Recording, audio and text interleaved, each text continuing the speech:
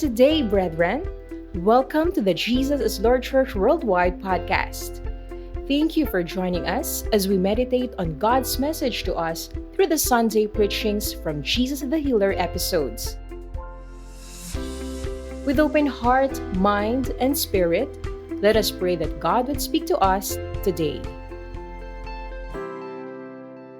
Kung hawak niyo po ang inyong mga Biblia ay nais kong makibukas po kayo sa akin. Dito po sa unang Tesalonica, Kabanatang 5, pasimulan po natin ang pagbasa sa talatang 16 hanggang 18. O 1 Thessalonians chapter 5, beginning verse 16 up to verse 18. Rejoice always, pray continually, give thanks in all circumstances, for this is God's will for you in Christ Jesus.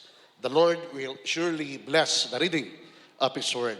I just want to simply entitle the sharing is Be Thankful. Can you say with me, Be Thankful? Say it again, Be Thankful. Hindi po kaila sa atin, kasabi nga po na kanina ng ating pong song leader, na napakalaki ng hamon na ating pong kinaharap sa taong ito. Pero hindi rin po mapapasabaluan, maraming pong hamon tayong tinanggap, pero pinagtatagumpay pa rin tayo ng ating Panginoon. Hindi sa pamamagitan ng ating pong mga lakas, kundi sa pamamagitan ng habag at awa ng Panginoon. Malaki man po ang pagsubok at hamon na ating kinaharap. Pero masasambit pa rin po natin, matagumpay pa rin po tayo dahil sinamahan tayo, tinulungan tayo ng Panginoon sa buong taong ito. Amen? Kaya ang araw na ito inilaan natin para sa pagpapasalamat sa Panginoon. Panginoon, salamat. Bagamat maraming hamon, pinagtagumpay mo po ako. Amen? Palakpakan po natin ang Panginoon. Anong kahalagahan ng ating pagpapasalamat sa Panginoon? And what is thanksgiving? Just a simple definition of what thanksgiving is. It said, thanksgiving is the magnification of our God. Wow! No, thanksgiving is the magnification of our God that is making big our God. Thanksgiving is showing the mightiness of our God. Could you imagine if all of us would have that heart, really giving thanks to the Lord, thanking the Lord for everything that He has done in our life? The Lord is being magnified. No, nabibigyan po natin, nalululahati po natin, at ang Diyos, no, ipinapakita at nakikita natin ang kanyang kapangyarihan. The more that we give thanks to the Lord, the more He is being magnified.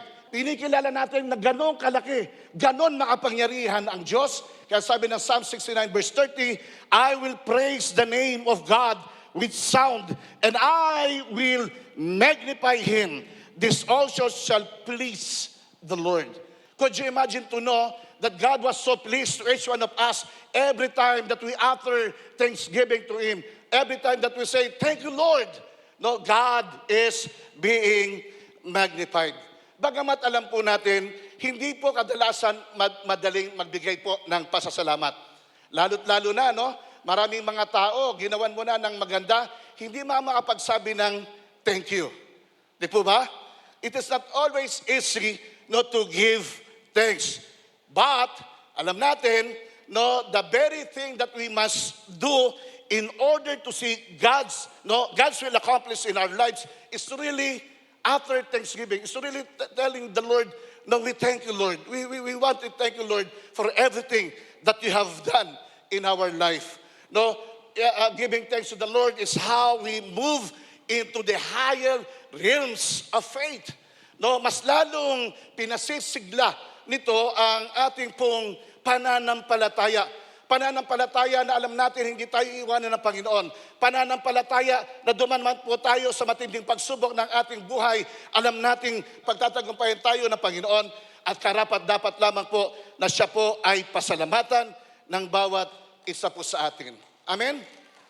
Someone had said, thanksgiving has great power to bring joy and break the power of the enemy. Could you imagine? The more that we tell the Lord how good He is, the more we utter thanksgiving to the Lord. The Bible says, no, there was great power that brings joy and break the power of the enemy. If we truly want to see the enemy defeated, Dapat po matutunan po ng bawat isa sa atin ang patuloy na pagpapasalamat sa Diyos. Amen? And even it was said, whenever you give thanks to God, despite the most difficulties or difficult circumstances, the enemy loses a big battle in your life. So ibig sabihin, no, ang mga Kristiyanong mapagpasalamat sa Panginoon ay patuloy na nagtatagumpay. Ang mga Kristiyanong patuloy na nagbibigay ng lalim ng pasasalamat sa Panginoon, winawasak nito ang gawa ng kaaway sa kanyang buhay. So therefore, church, if you really want to see and experience to defeat the enemy, we should be a man and woman who love to give thanksgiving to the Lord our God. Dapat sa bawat araw ng ating buhay, ang Diyos ay makakapakinig ng pasasalamat sa buhay ng bawat isa sa atin. At the more na tayo nagpapasalamat sa Panginoon, the more na ang Diyos ay nalululahati at nalulugod sa buhay ng bawat isa sa atin. Dito po sa unang Tesalonica, kung pag-aaralan po natin ang background po nito, ang iglesia po sa Tesalonica, nang sabihin ni Pablo, give thanks in all circumstances, sila po ay nasa gitna ng isang napakalalim na paghamon. Could you imagine Apostle Paul writing to this church, telling this church, be thankful, give thanks to the Lord in all your circumstances. During this time, ang iglesia sa Thessalonica ay humaharap sa napakalaking pagsubok po na kanilang pong buhay. As a young church, there were a few doctrinal misunderstanding that needed to be dealt with during that time. Meron silang problema sa loob ng simbahan dahil meron silang doctrinal misunderstanding at ang nakadadagdag pa ay ang persecution sa labas sa kanila. So matindi po ang pinagdadaanan po na iglesia sa Thessalonica nang sabihin ni Pablo sa kanyang sulat, magpasalamat kayo sa lahat ng sitwasyon. And that's why as we look on the very situation of this church in Thessalonica, it really gives us how important for each one of us to really hear the instruction of the great apostle on how we can still celebrate in the midst of great challenges.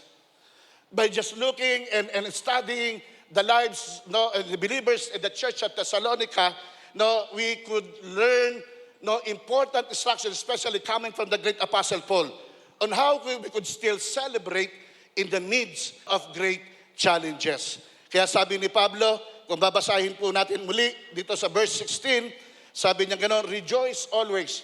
Could you imagine Paul telling the church in Thessalonica, experiencing persecution, experiencing great troubles and problems, and yet Paul said, rejoice always, pray continually, give thanks in all circumstances, for this is God's will for you in Christ Jesus.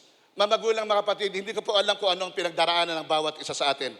Marahil, meron po sa ating kalagitnaan ay nasa isang sitwasyon katulad ng mga mananampalataya sa Thessalonica.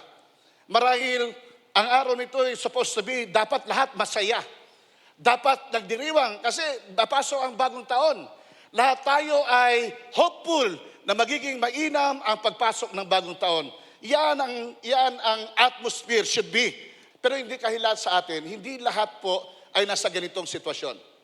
O marahil, hindi man po sa ganitong panahon, bawat isa sa atin ay may kanya-kanyang karanasan ng pagharap ng matinding pagsubok, matinding hamon ng buhay. And yet, I pray that we may remember what Paul told the church at Thessalonica, even in the midst of turmoil, even in the midst of persecution and troubles and trial, Paul said, be thankful. Hello, sabi nga natin, be thankful. Gusto ko pong baybayin po natin ang matalata po natin binasa. At dito lamang po tayo sa sentro, sa panulat ni Pablo, bilang encouragement sa iglesia sa Thessalonica na nakararanas na matinding hamon ng kanilang buhay. Sabi ng verse 16, rejoice always. So therefore, Paul is been reminding us all and telling us all that we should still be thankful in spite of trouble, in spite of challenges, no, be thankful by rejoicing always. Apostle Paul is speaking about joy, not happiness. Iba po ang joy, iba po ang happiness. Happiness is circumstantial and emotions which we can't control. Katulad ngayon, kapag may magandang nangyari sa iyo, no, spontaneous, masaya ka. Nakatanggap ka ng regalo, spontaneous, masaya ka. Pag nabunot yung pangalan mo sa raffle, spontaneous, masaya ka. Right? Pag masaya ang atmosphere, masaya ang nangyari, no, spontaneous, masaya ka rin. But rejoicing is different. On the other hand, it was said, it's a spontaneous emotion, but an intentional act of faith. It is intentional act of faith. Habakkuk chapter 3, verse 17, after verse 18. Sabi po rito sa Habakkuk, no, chapter 3, beginning verse 17 and 8. Verses 17 and 18. Though the fig tree does not bud, and there are no grapes on the vines, though the olive crop fails, and the field produce no food, though there are no sheep in the pen, and no cattle in the stall. Tingnan niyo po yung verse 18. Yet, I will rejoice in the Lord. I will be joyful in God, my Savior. That's why Habakkuk chapter 3 really teaches us, no, that rejoicing is a decision to make. Even though there will be trouble, there will be conflict, there will be trials, persecution, but if you decide, no, to be joyful, magagawa mo yun. Hello? Considering the fact, even in the middle of trouble, ang sabi ng Bible, God will never leave us nor even forsake us. Dahil alam natin na meron tayong Diyos, no, na sumasama sa atin, meron Diyos na magbibigay sa atin ng lakas para pa tayo po ay magtagumpay. Kaya kung makita niyo in verses 17, lahat negative. Sabi, though the fig tree does not bud, and there are no grapes on the vines, no olive crops fall, field produces no food, no sheep in the pen, no cattle in the stall. Parang how could you be happy? How could you be joyful in that very situation? But Habakkuk decided still to rejoice. Sabi niya, yet I will rejoice in the Lord. I will be joyful in God, my Savior. Amen? Amen? Ang galak, no, sa puso ng dakilang propeta ay hindi batay kung anong hawak niya. Ay hindi batay kung ano ang suot niya. Hindi batay kung sino ang nasa kapaligiran niya. Ang galak na meron ang dakilang propeta ay dahil alam niyang merong Diyos na kasama niya at nangako na hindi siya iiwan at hindi siya pababayaan. Hallelujah. Come on, let's give Jesus the best clap of praise. That's what we call Christian joy. It was said, Christian joy is a conscious attitude of rejoicing in the Lord in what He has done.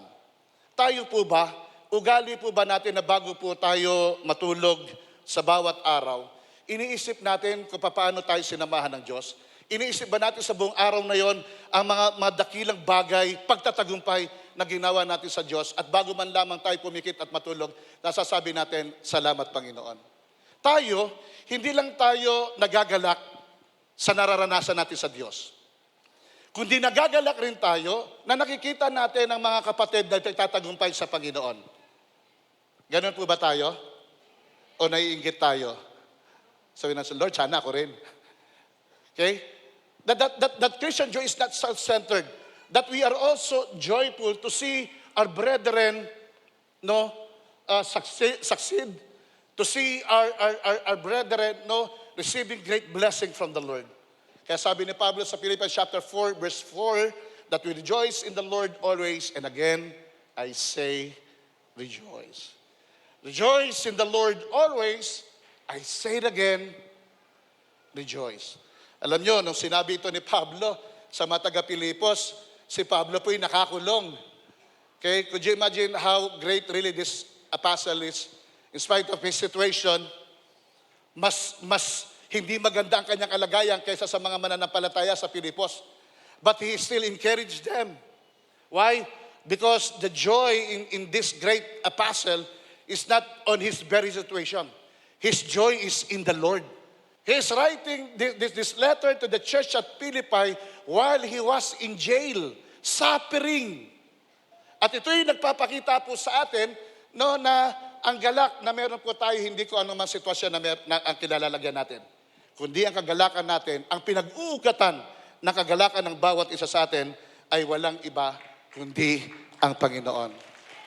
Kaya maraming tao, marami silang material na bagay. Marami silang mga makapangyarihang kaibigan pero hindi pa rin sila masaya. Pero tayo, kumpleto ang ating kagalakan no, sa lakbayang ito ng ating pananampalataya at paglilingkod sa Panginoon. Dahil alam natin, kasama natin ang Panginoon. Hindi natin makikita at makukuha ang kaganapan no, ng kasiyahan at kagalakan sa anumang bagay sa mundong ito. Hindi rin po kahit kaninong tao. Ang tunay na lalim na kagalakan at kaganapan sa buhay natin ay mararanasan lamang natin walang iba kundi sa Panginoon. So therefore, Apostle Paul is reminding us all still to rejoice in the Lord always. And Paul said, again, I say rejoice. Ang tunay na kagalakan na dapat natin ipagpasalamat sa Panginoon ay nag-uugat hindi sa magagandang bagay lamang sa mundong ito. Hindi lamang kung kaninong tao na pipwede kang pasahin, kundi ang tunay na kagalakan na pasalamatan natin ng Panginoon ay nag-uugat palagi sa Panginoon. And that's how Apostle Paul give deep emphasis on his command to the church, to this church, that they have to rejoice always in spite of bad circumstances, in spite of persecution and trouble. Paul said, rejoice still always. I'm not saying that rejoice because you are suffering. I am not saying rejoice because you are in trouble, but Paul said, I'm saying that to rejoice in the Lord. Bakit? Kasi ang Diyos lamang ang may kapangyarihan kontrolin ang lahat ng events na nangyayari sa mundong ito eh. So therefore, ang rejoicing natin ay hindi sa kung kanino pa man at ano pa man, ang rejoicing natin na dapat natin ipasalamat sa Panginoon ay walang iba kundi sa ating dakilang Diyos. Ikalawa, sabi ni Pablo, verse 17, pray continually. We need to be thankful by praying continually. So, Apostle Paul advises the church in Thessalonica to pray without ceasing, to pray continually. It was said, prayer is the heavenly fuel that keeps the aforesaid a flame of joy burning even in times of trial. Mga magulang, mga kapatid, ang pinakamasayang tagpo at panahon sa buhay ng tunay na mananampalataya ay sa panahon na siya'y nakaluhod at nananalangin sa Panginoon. Ang pinakamasaya at pinakatahimik na karanasan ng isang tunay na mananampalataya sa Panginoon, kahit sa gitna ng anumang pagsubok na kanyang pinagdaraanan o dinadanas, ay siya'y nakaluhod at nananalangin sa Panginoon. Why? Kasi sa lugar na yon, doon natin na-encounter ang Diyos. Doon natin nararanasan ng Diyos. Doon natin nailalahad ang laman ng ating puso na nagbibigay sa atin ng galak at nagbibigay sa atin ng kapayapaan sa Panginoon. In spite of your circumstances, in spite of trouble and turmoil, and trials that you've been encountering, pray continually. Okay? Hindi kayang nakawin ang ating kagalakan na anumang mapapait na karanasan sa mundong ito. Na ang pinagmumulan ng ating kagalakan ay walang iba kundi sa Panginoon. Kaya the more that we go deeper, the more that we come into the very presence of the Lord in prayer, the more God is ministering on us. Amen? Kaya sabi Panginoon, it fuels. Yun muli tayo pinasisigla ng Panginoon. Sa panahon na tayo nahirapan, pag lumapit tayo sa Panginoon, pinasisigla ulit tayo ng Panginoon. Look at the early church in the book of Acts. When persecution begins, ang lagi nilang pinapupuntahan, the Bible you will always read in the Bible, they will always go together and pray to the Lord. Especially during the time that persecution is becoming tougher, they came together and prayed to the Lord. The more they come together and pray, the more po nalaranasan nila muli ang papanibagong sigla, galak, na magpatuloy sa pagsunod at paglilingkod sa Panginoon. Nature po ng tao, ay result-oriented. Kapag nanalangin at hindi nila nakita, hindi nila naranasan, umahanap sila ng ibang avenue para masatisfy yung sarili nila. Pero tayong mananampalataya, hindi po. Ang pinakamainam na lugar upang mapanumbalik ang sigla, saya, galak ng bawat isa sa atin, ay kundi tumungo sa banal na presensya ng Panginoon sa panalangin. Are you with me? Amen?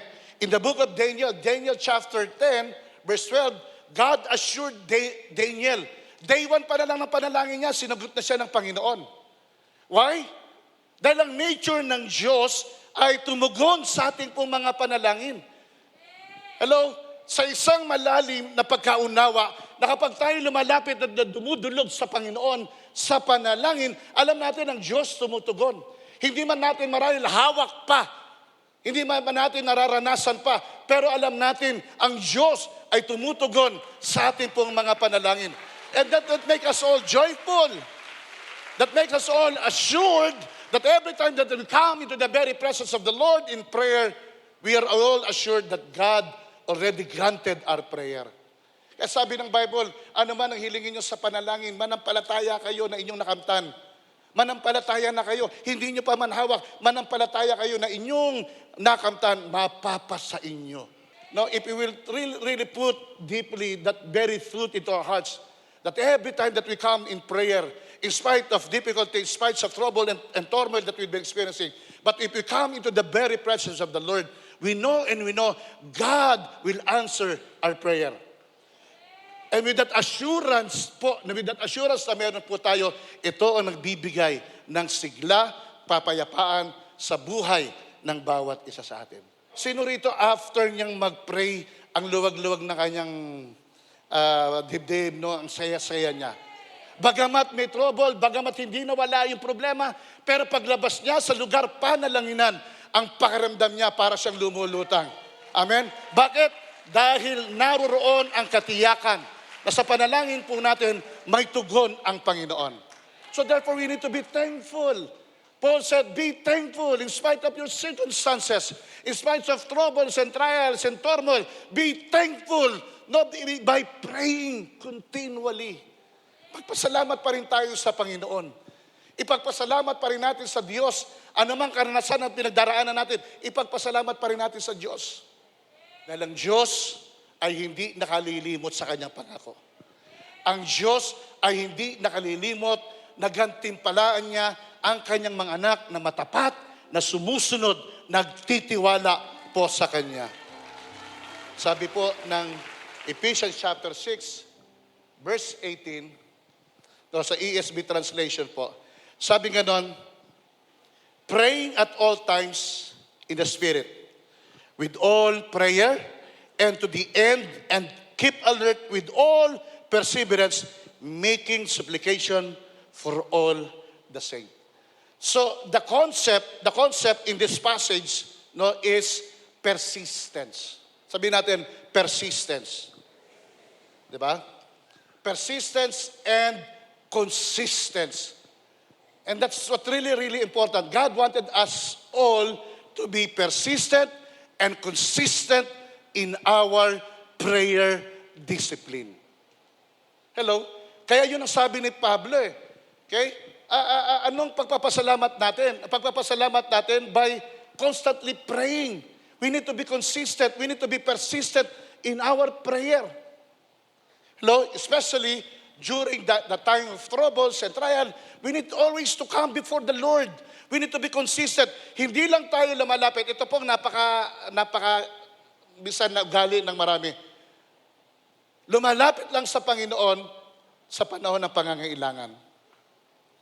Pero hindi natin mapapasabalian ang lalim ng panalangin natin at palagian natin pagdulog sa Panginoon sa gitna rin naman ng pangangailangan. Hello?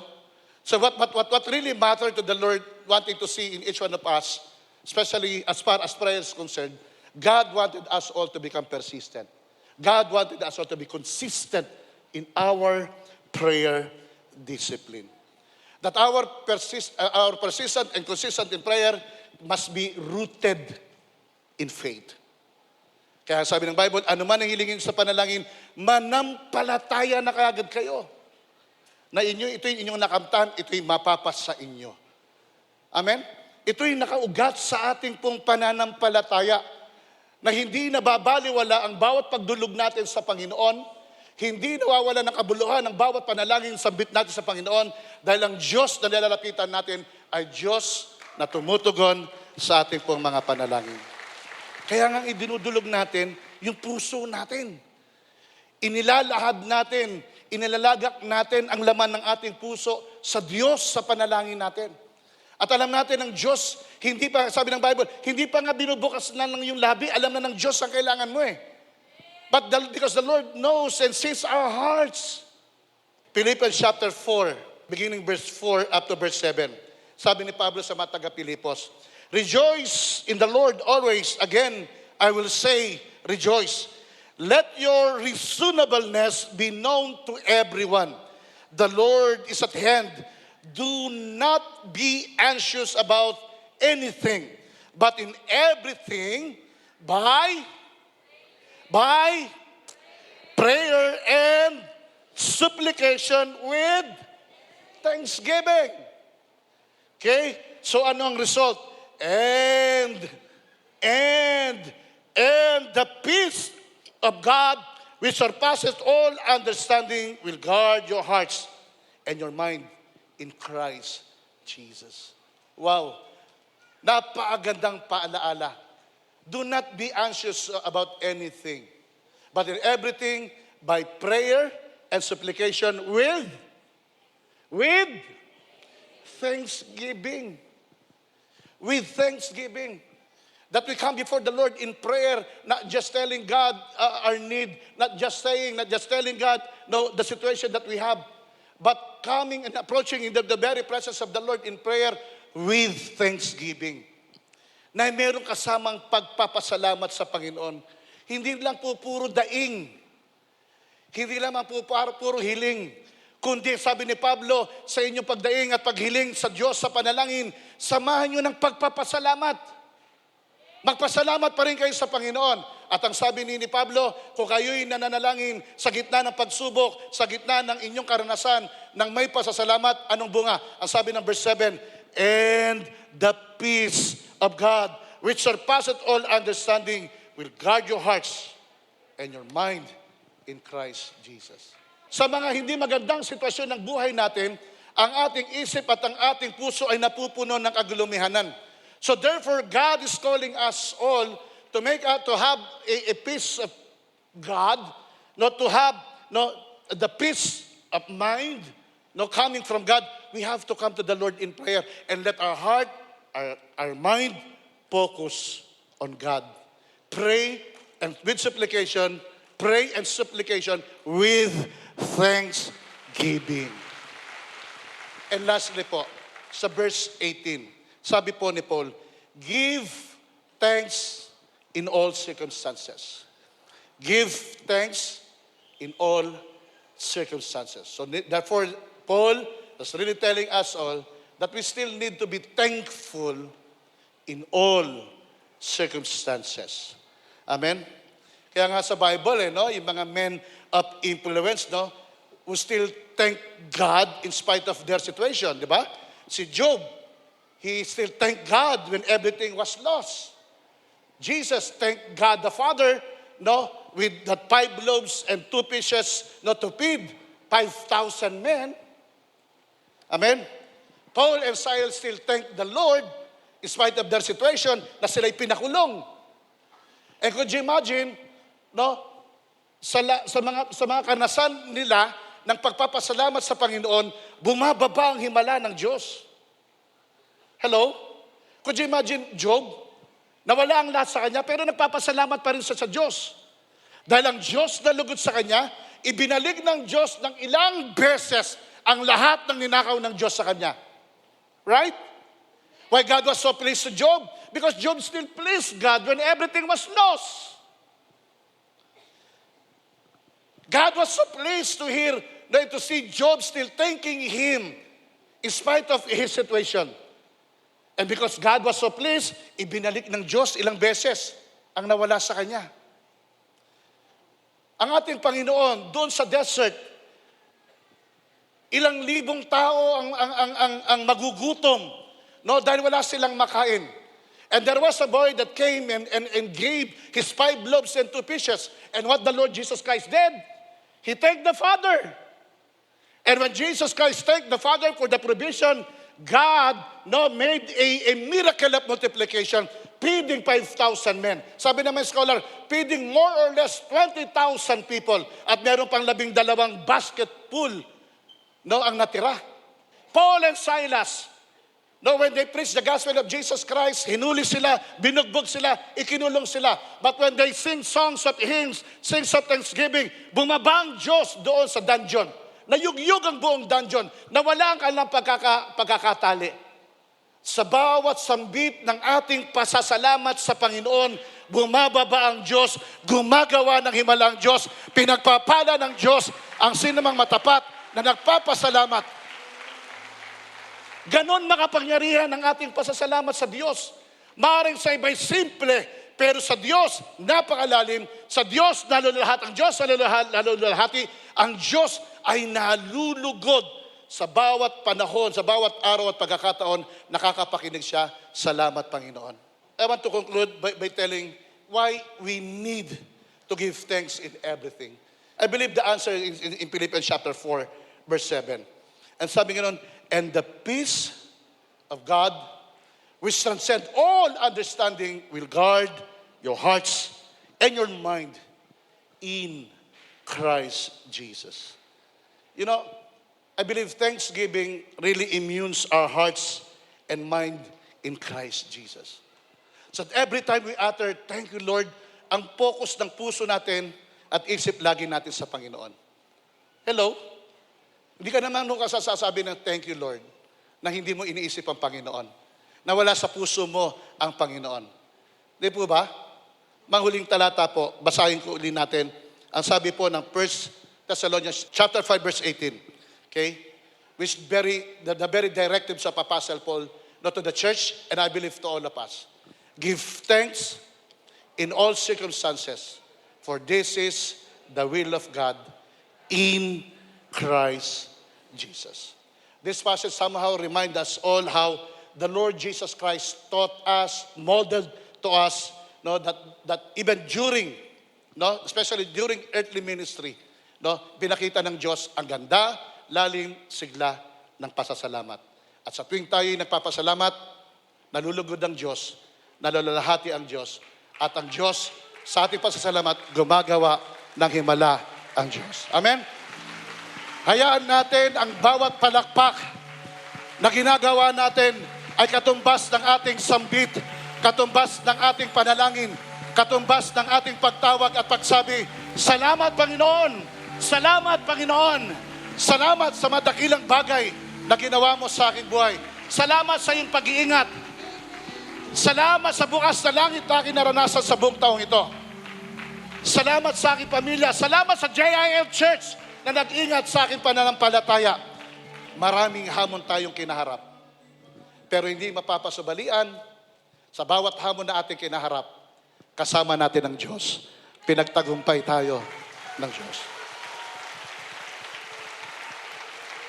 Di po ba, mas masarap makapakinig ng salamat ng personal kaysa sinabi mo lang salamat sa text? Minsan mas matapang lang tayo magsabi ng salamat kasi sa text. Pero mas masarap pakinggan ng isang sambit ng pasasalamat kung ginagawa po natin ang pasasalamat ng personal. And this morning, let's give our personal thanksgiving to the Lord as we approach and come at His very altar. Sa altar na ito, ngayong umaga, sabitin natin ng malalim ang ating pasasalamat sa Panginoon. Dakilang Diyos, maraming pong salamat sa isang katotohanang ang buong taong 2023, sinamahan mo kami at pinagtagumpay mo kami. Maraming mga hamon ang kinaharap, maraming mga pagsubok ang naranasan, maraming mga baong-baong daan, Panginoon, ang aming dinaanan sa aming lakbayin. Pero Lord, masasabi pa rin po namin, pinagtagumpay mo kami, hindi sa aming lakas, kundi alam namin sa lakbay ito, kasama ka namin. Kaya naman Lord, sa araw na ito, sa aming pong Thanksgiving service, dito sa harapan po ng altar kami dumudulog, lumalapit sa iyo, ng puso ay nagpapasalamat ng malalim. Sinasabi namin, salamat Panginoon. Maraming salamat Panginoon. Hindi mo kami iniwan, hindi mo kami pinabayaan. Maraming salamat Panginoon. Sa gitna ng panganib, kami iniligtas mo. Maraming salamat Panginoon. Sa gitna ng pagkukulang, ikaw ang nag-provide ng aming pangangailangan. Sa panahon na kami nasasaktan, ikaw ang nagbibigay sa amin ng kagalingan. Sa panahon na kami umiiyak, lumuluha, Panginoon, ikaw ang nagpapahid nito at nagbibigay sa amin ng kapayapaan. Kaya naman sa araw na ito, personal kaming lumalapit, dumudulog sa inyo. Sinasabi namin, salamat, maraming salamat. Meron kaming Diyos na matapat. Meron kaming Diyos na napakabuti, na hindi kami iniwan sa lalim at laki ng aming laban. Kundi meron kaming Diyos na nagbigay sa amin ng lakas, nagbigay sa amin ng karunungan upang kami patuloy pa rin maging mapagtagumpay. At ganoon din naman, pinagpapasalamat po namin. Hindi lamang po ngayon, kundi sa bawat araw at taon na ito na darating, ipinagpapasalamat po namin. Dahil alam namin, lalakbay kami uling na mapagtagumpay dahil kasama ka namin. Alam namin this year 2024, Lord, pagtatagumpay mo pa ng higit ang iyong mga anak. Lalo pa nakita mo ang kanilang katapatan. Lalo pa nakita mo, Panginoon, ang kalalim na kanilang pananampalataya. Ano man na maging hamon na aming kakaharapin, hindi po kami matatakot. Hindi po kami mangangamba. Dahil meron kaming napakalaking Diyos na gagabay at tutulong sa amin upang kami tunay na maging matagumpay.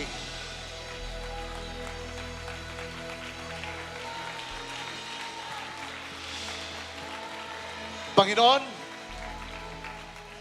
ang altar ang magiging saksi ng aming pagsambit ng pasasalamat. Ang altar ang magpapaalala sa amin ng ganda ng pasasalamat. At bibitbitin po namin ang katotohanan ito sa bagong taon na aming lalakbayin. At pananatilihin namin, Panginoon, ang bawat sarili namin sa ganda, sa iyong presensya, sa ganda na kami nasa altar ng Diyos. Lord, pagpalain mo ang iyong mga anak na patuloy na dumakos sa lugar na ito. Hayaan mo po ang langit ay patuloy na maging bukas para po sa kanila at padaluyin ang lahat ng iba yung pagpapala. Padaluyin ang mga katugunan sa kanilang mga panalangin, sa kanilang mga daing. At hayaan mong bago nila lisanin ng lugar na ito, bigyan mo ang puso nila ng katiyakan na sila'y pinagtagumpay mo, na sila'y kinatugon, ang bawat panalangin nila'y kinatugon mo, dakilang Diyos. Sa pangalan po ng aming Panginoong Hesus. And even supply all their needs according to your riches and glory in Christ Jesus. We thank you, Father, and even demolish all the works of the enemy upon the lives of each one of us, and even rebuke all his works in Jesus' name. At anumang, kung meron mang sakit karamdaman o pain sa katawan ng iyong anak, Father, in Jesus' name, we rebuke pain, we rebuke sickness, we rebuke diseases in their very body, in the name of Jesus. And we pray for that mighty healing hands to touch each one's body, and that the healing power of Jesus Christ flow from the top of their head down to the soles of their feet, in the name of Jesus. Father, we thank you. At Lord, i-honor mo ang pananampalatayang in-express ng iyong mga anak sa araw na ito. At sa kalangitan, Alam naming nalugod ka at natuwa ka sa bawat pasasalamat na inahain ng iyong mga anak. Kaya naman, Panginoon, nararapat lamang po na maingat na po naming ibalik sa inyo ang lahat-lahat po ng papuri, lahat-lahat po ng pasasalamat, karangalan at kaluwalhatian sa tanging pangalan lamang po ng aming Panginoong Hesus. Amen and amen. Thank you for listening to the Jesus is Lord Church Worldwide podcast. Please subscribe to this podcast so you won't miss a single episode. To know more about the Jael Ministry, please visit jailworldwide.org. Until next time, God greatly bless you.